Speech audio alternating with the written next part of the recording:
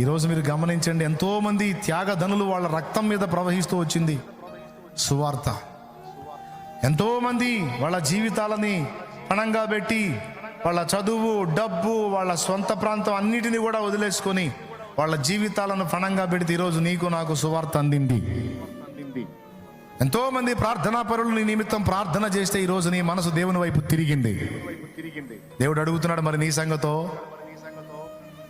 మరి నీ సమర్పణ, నీ త్యాగం ఏంటి అని అడుగుతున్నాడు. మరి ఏం చెప్దాం?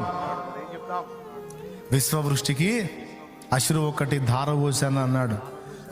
నేను సైతం భువన ఘోషకు, భూమి ఘోషిస్తే ఆ ఘోష ఇతర లోకాలకు కూడా వినబడితే ఆ ఘోషలో నా గొంతుక కూడా కలిపాను. వెర్రి గొంతుక విచ్చి కోశానంటే అర్థం, పిచ్చిగా నేను కూడా అరిచాను.